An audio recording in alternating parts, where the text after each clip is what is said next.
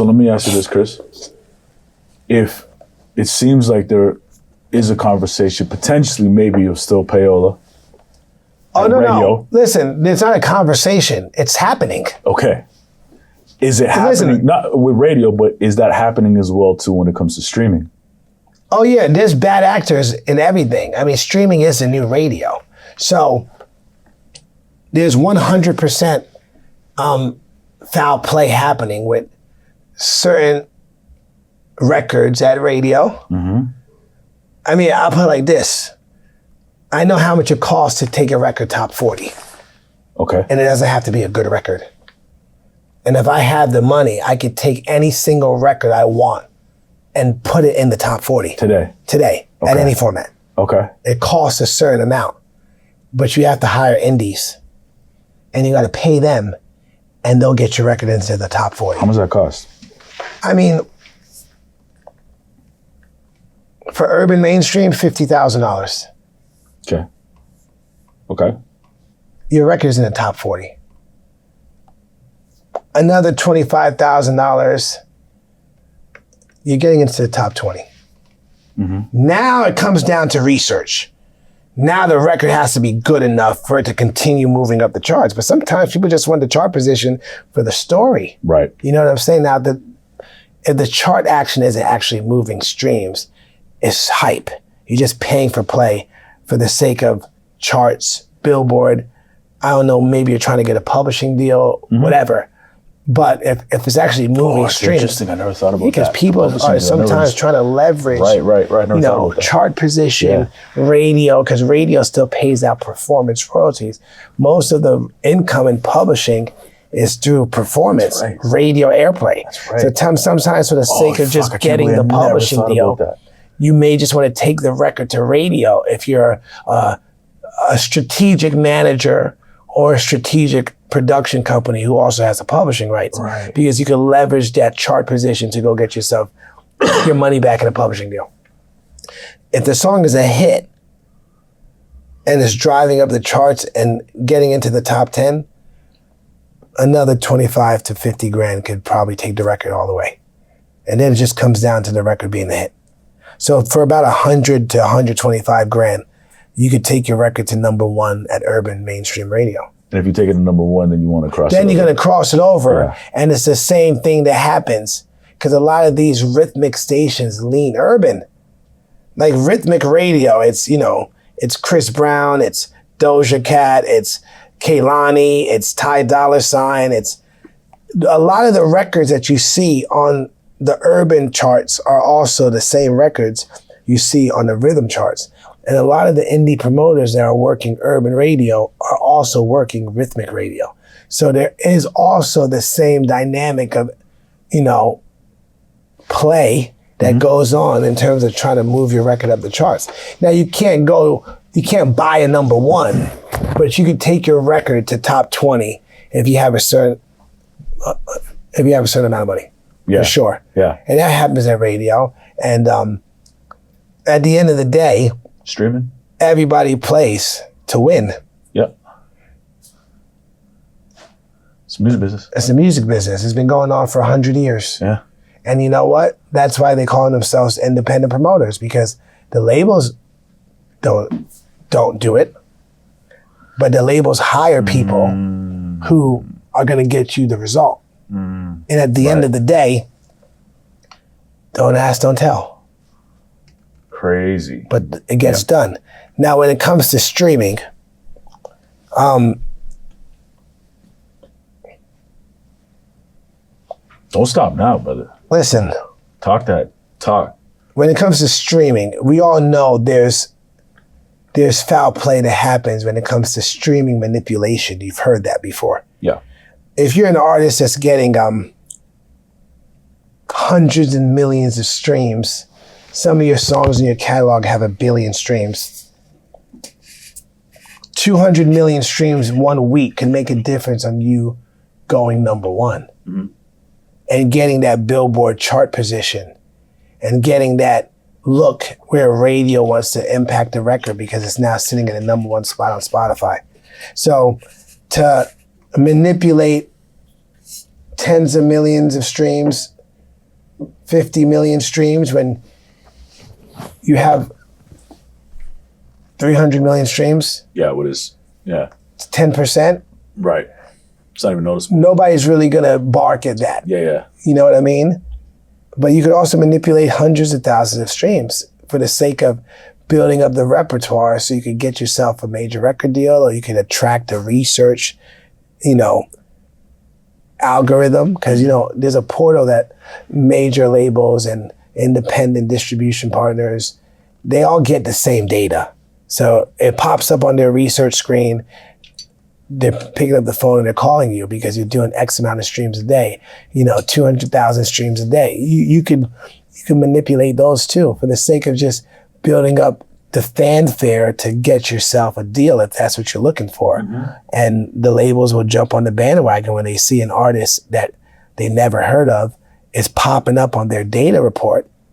And they're going from 20,000 streams one day to 40,000 streams the next day, to 60,000 streams on the third day, to the next week, they're getting 200,000 streams a day. And yeah, you could bot 10 to 40,000 of those streams just to make it look good. It's funny. I know companies who do it. I know a lot of companies who do it. Really? I know exactly who to hire. Really? Yeah, I could take any. Have you hired them before? Have I hired these companies before? Yeah. Okay, so I have hired independent marketing companies to promote my records. Okay. Don't ask, don't tell. And they would do advertising strategies to get me streams. What does that mean? Advertising strategies to get my streams up. You tell me. I don't ask, I don't tell, but I just know I get the result that I'm looking for. You know what I mean? Yeah. And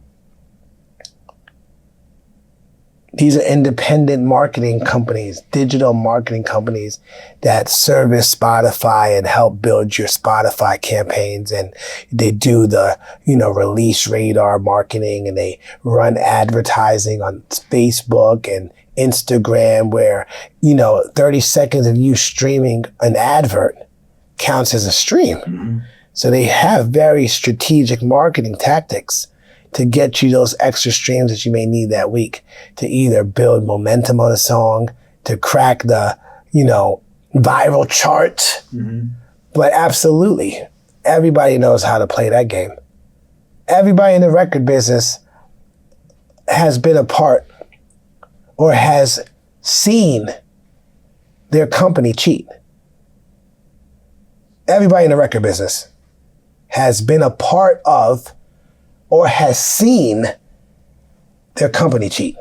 So if you hear a conversation in a meeting about promotion for indies, giving them cash or giving them product, PlayStations, tickets to concerts in exchange for airplay, then that's considered payola, right? Mm-hmm. You're giving somebody something in exchange for something. Mm-hmm. They're not just playing your record because they think it's good, or they're not playing your record because it's doing well. They're playing your record because you just gave them 6 tickets to the Taylor Swift concert, mm-hmm. front row, mm-hmm. or you just gave them 20 PlayStations to give away to their listeners, mm-hmm. or perhaps somebody who has cash in a bag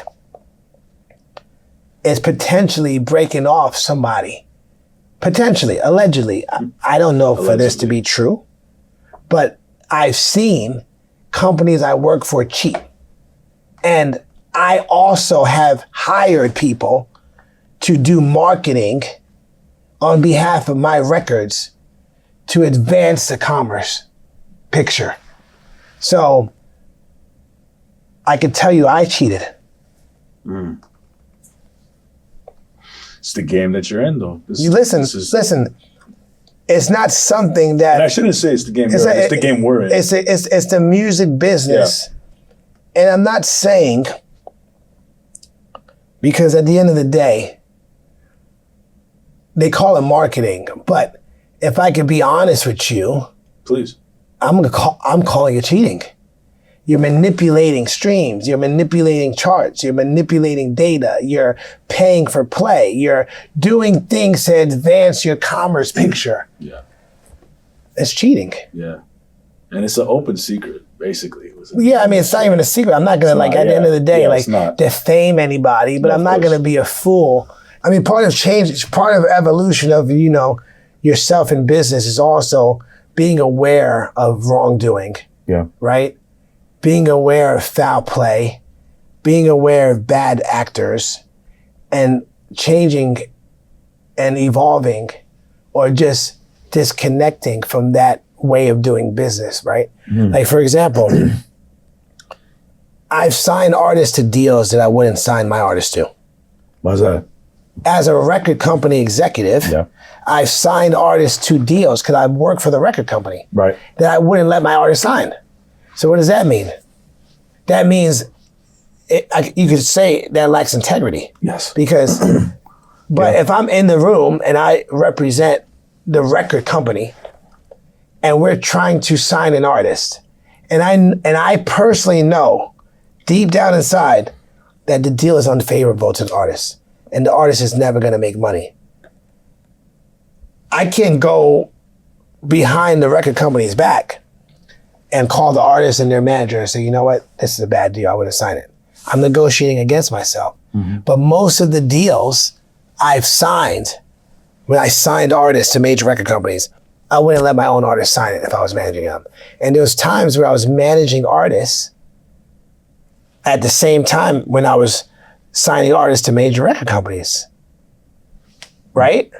But you had the visibility on this side to understand what a good deal was. Absolutely. So I wouldn't let some of my artists sign. Now, some of my artists had no leverage, so they had to sign certain deals. But you're communicating that. But I'm communicating that to my artists. Yeah, this is not a great deal, but this is the reality. Yeah. You're going to get a $250,000 advance. You're not going to own your rights. You're going to get a 16% royalty. I could probably make you some more money on a publishing deal, but we're going to have to tour or you're going to never make money on your royalties. Right. But the artists that I developed that would have leverage, I wouldn't let them sign those deals. I would actually tell them, I would never let you sell your masters. You have to have 70% of the profit split. It has to be a no distribution fee off the top, and I need a reversion. True profit split. Yeah, so what I'm saying is, there comes a time in your life where you have to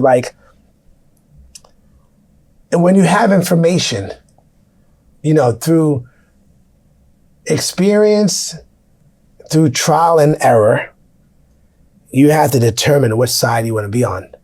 And that's why I left the major record company system, because I don't really believe in the deals that they do.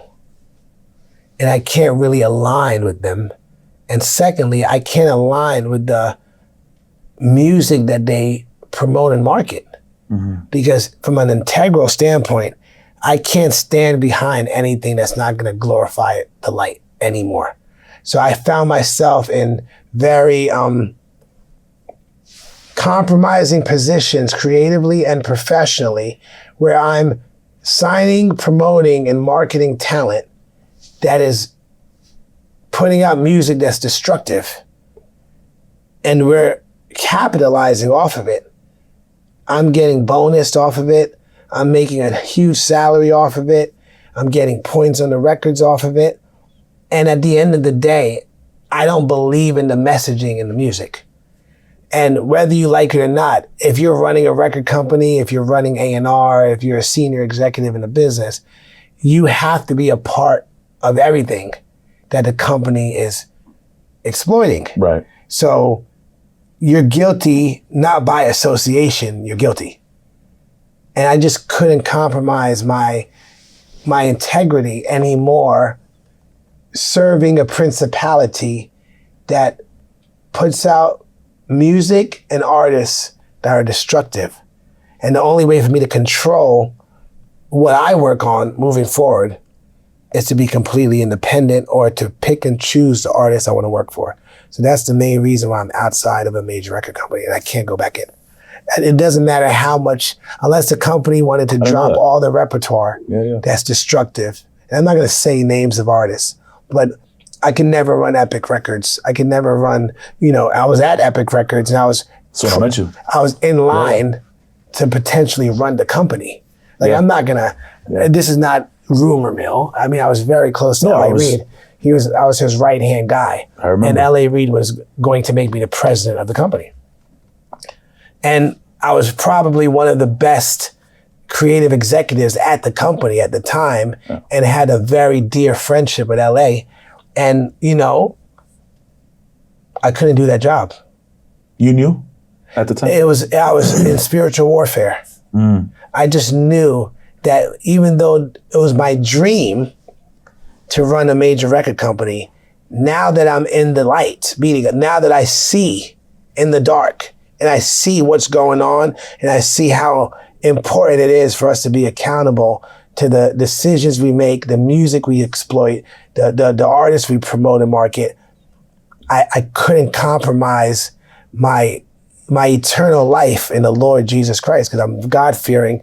I believe in being as light as you can and promoting positivity without compromising and selling your soul and just looking to the left when you should be going right.